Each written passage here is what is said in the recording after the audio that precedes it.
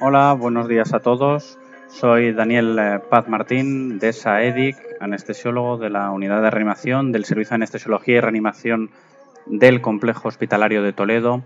Os doy la bienvenida a el primer podcast anestesiar de medicina crítica que hoy versará sobre el betabloqueo perioperatorio, mito o realidad. Viene a colación esta entrada por un reciente metaanálisis publicado por la doctora Bowrey del St. Mary's Hospital de Londres, en el que analiza aquellos estudios randomizados y controlados sobre betabloqueo perioperatorio para prevenir la mortalidad de origen, la mortalidad en cirugía no cardíaca. Esto ha sido publicado recientemente en la revista Heart. Se estima que entre el 1 y el 5% de los pacientes que se intervienen de cirugía no cardíaca sufren un evento cardiovascular perioperatorio. Esta referencia es de Mangano en Anesthesiology 1990. 1,1% de los pacientes desarrollará un infarto agudo de miocardio perioperatorio, teniendo el infarto agudo de miocardio perioperatorio una mortalidad elevada que se estima entre el 15 y el 25%. Lee Circulation 1999, y entre el 0,5 y 0,9% de los pacientes experimentan una muerte perioperatoria de origen cardíaco. Boersma, American Journal of Medicine, 2005.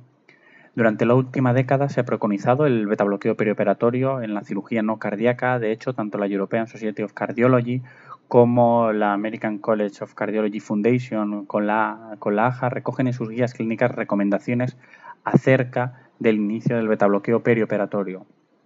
En la tabla 1 de la entrada en anestesiar podéis ver en rojo las recomendaciones, el nivel de evidencia, el grado de evidencia que dan las diferentes recomendaciones la European Society of Cardiology, y en negro la Sociedad Americana. Y a simple vista podemos observar cómo las recomendaciones de la European Society of Cardiology son más liberales a la hora de indicar el betabloqueo perioperatorio que las de la American College of Cardiology Foundation.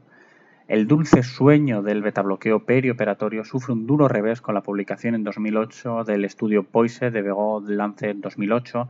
Los autores, en un estudio de alta calidad metodológica, observaron una prevención del infarto de miocardio no fatal, pero a expensas de una mayor incidencia de accidentes cerebrovasculares, lo que sin duda contribuía a una mayor mortalidad dentro del grupo de tratamiento. La polémica surge el 17 de noviembre de 2011, cuando en una nota de prensa el Erasmus Medical Center de Rotterdam comunica el cese del Dr. Poldersman por violaciones de la integridad académica. En la entrada de anestesiar tenéis un enlace directo a esta noticia del Erasmus Medical Center. La magnitud de la noticia no solo radica en que Poldersman sea el primer autor de las guías de manejo perioperatorio en cirugía no cardíaca de la European Society of Cardiology, publicadas en European Heart Journal en 2009, sino que Poldersman es responsable de la familia de estudios que constituyen la principal evidencia de la reducción de la mortalidad del betabloqueo perioperatorio. Los estudios DECREASE, la familia de los estudios DECREASE, que desde ese momento quedan totalmente desacreditados.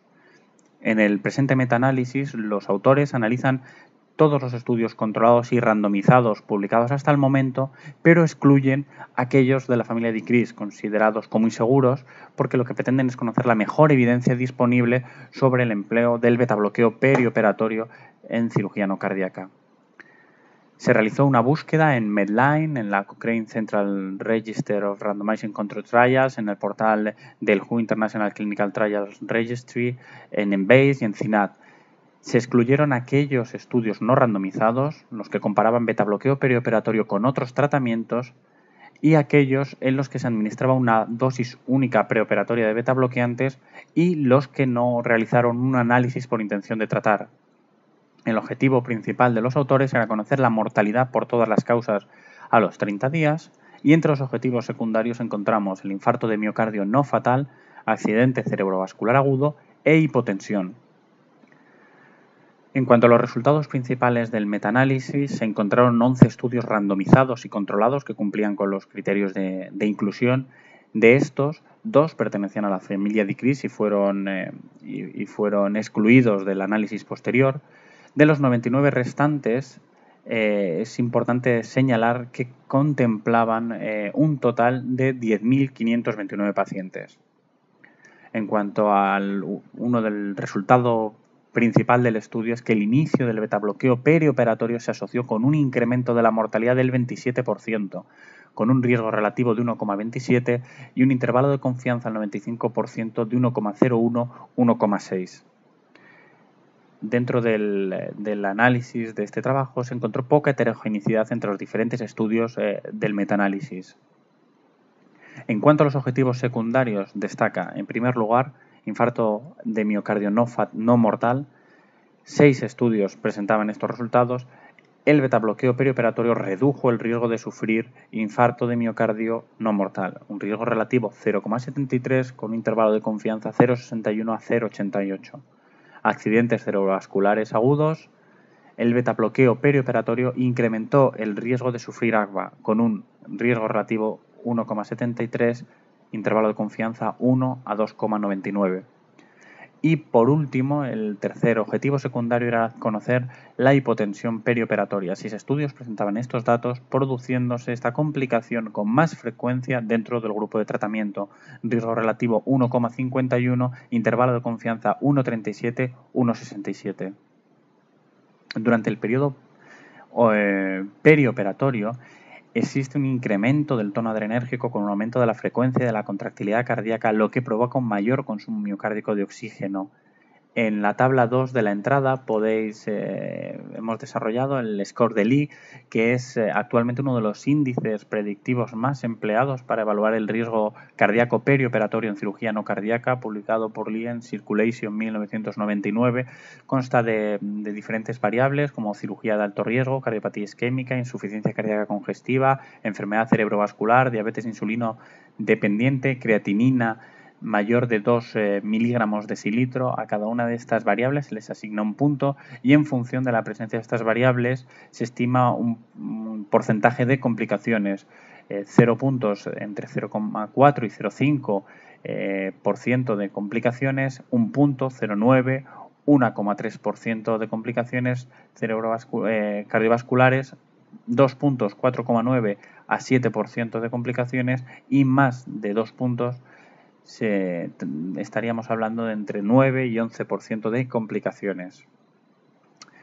En este contexto, teóricamente los betabloqueantes presentarían una serie de beneficios potenciales entre los pacientes con factores de riesgo cardiovascular que se someten a intervenciones quirúrgicas, ya que reducen la demanda miocárdica de oxígeno, pueden ayudar a prevenir la aparición de arritmias y al prolongar la diástole mejoran el aporte de oxígeno al miocito. A día de hoy parece estar claro que aquellos pacientes con tratamiento betabloqueante crónico antianginoso presentan un riesgo aumentado de complicaciones isquémicas si se retira esta medicación perioperatoriamente. No debemos retirar los betabloqueantes en estos pacientes. Sin embargo, ha sido objeto de debate el empleo o no del betabloqueo perioperatorio, si este betabloqueo perioperatorio debe de iniciarse de nuevo en otras circunstancias clínicas, desde que Mangano en New England Journal of Medicine en 1996 publicara el ya clásico trabajo que presentaba que en aquellos momentos supuso el de mayor nivel de evidencia de beneficio del betabloqueo perioperatorio. En 2008, Devereux publica en The Lancet un estudio randomizado y controlado.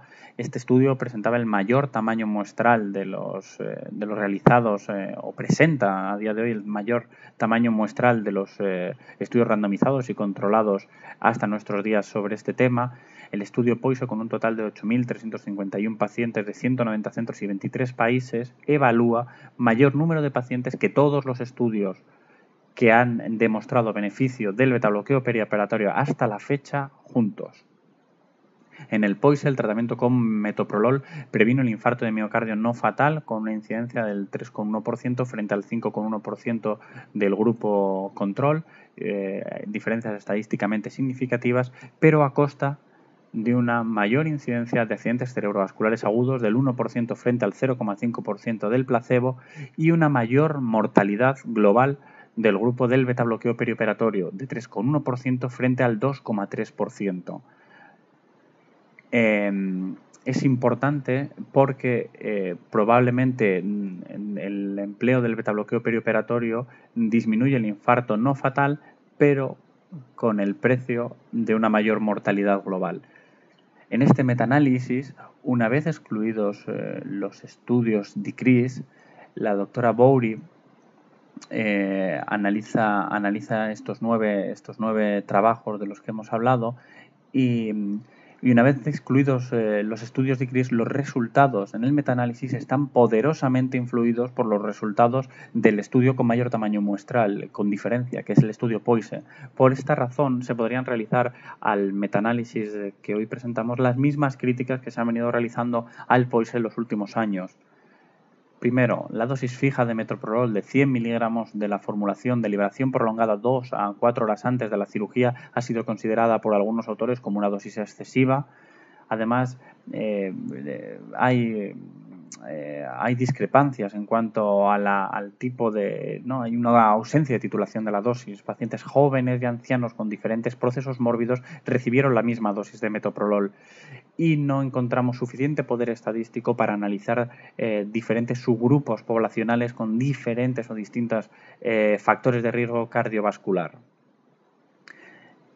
Si bien es cierto que se pueden hacer estas críticas metodológicas al estudio POISE, no es menos cierto que sin el estudio POISE, que no puede ser bajo ningún concepto ignorado por su importantísimo tamaño muestral, el resto de los trabajos no ofrecen evidencia suficiente para guiar al clínico en un sentido o en otro.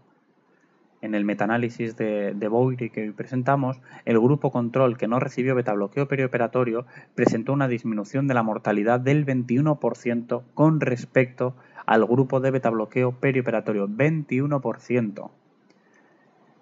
Los autores estiman que si se suspendiera el betabloqueo perioperatorio en los 2,5 millones de cirugías de moderado a alto riesgo de Reino Unido, se podrían prevenir 10.000 muertes iatrogénicas cada año en este país. El trabajo concluye, a la luz de los resultados, que el empleo de betabloqueo perioperatorio aumenta la mortalidad un 27%, por lo que la recomendación de su empleo debería ser retirada de las guías clínicas y quedar el empleo de betabloqueantes en el perioperatorio reservado al contexto de estudios controlados y randomizados. A día de hoy sabemos varias cosas: que los betabloqueantes son buenos para el corazón, que probablemente son malos para el cerebro de tu paciente, sobre todo si los administras a altas dosis, y por supuesto que sabemos que la controversia acerca del betabloqueo perioperatorio va a continuar. Muchas gracias a todos por escuchar este podcast. Espero que haya sido de vuestro interés. Es el primer podcast Anestesiar de medicina crítica que colgamos. Así que espero que disculpéis las limitaciones técnicas que podáis haber encontrado. Si tenéis cualquier tipo de sugerencia, por favor, enviádnosla a la dirección de correo www.paz@anestesiar.org. Muchas gracias.